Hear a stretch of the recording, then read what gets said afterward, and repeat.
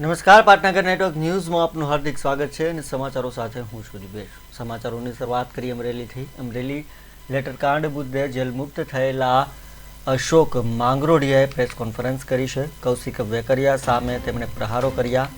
વિઠ્ઠલપુર ગામની ગ્રાન્ટો અને અન્ય ગામોમાં તબદીલ કર્યાની સર્ટિફાઈડ નકલો રજૂ કરી લેટરકાંડના ફરિયાદી કિશોરે કાંડપરિયાએ પોતાના ગામ વિઠ્ઠલપુરની ગ્રાન્ટ પરત મોકલી। જશવંતગઢ ગ્રામ પંચાયત સામે રાગ દ્વેષથી તંત્ર કામ કરતું હોવાના પણ આક્ષેપો કર્યા છે। 25 તારીખે પોતાના પિતાના અવસાનનો પ્રસંગ હોય ત્યારે કુરિયર પોતે કરવા ના ગયા હોવાનું નિવેદન સામે આવ્યું છે।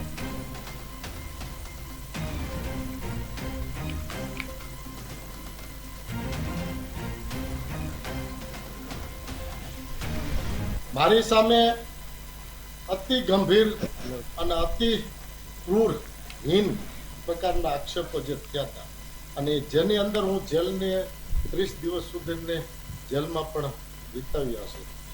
એમાં જેલમાં બહાર નીકળ્યા પછી મેં શરૂઆતથી જ કીધું હતું કે હું એવિડન્સ સાથે તમારી સામે રજૂ થાય।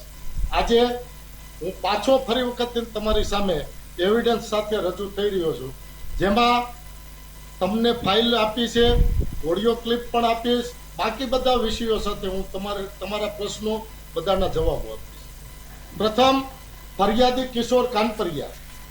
મુદ્દા નંબર 1, ફરિયાદી કિશોર કાનપરિયા જેઓ દ્વારા ભ્રષ્ટાચાર કરવા માટે પોતાના ગામની ગ્રાન્ટ અલગ અલગ બીજા ગામોમાં આપી છે, એના પુરાવા સાથે, એવિડન્સ સાથે બધા જ પત્રકાર મિત્રો, પ્રિન્ટ મીડિયા, ઇલેક્ટ્રોનિક મીડિયાને એક ફાઇલ આપું છું। મારી સામે અતિ ગંભીર અને અતિ ક્રૂર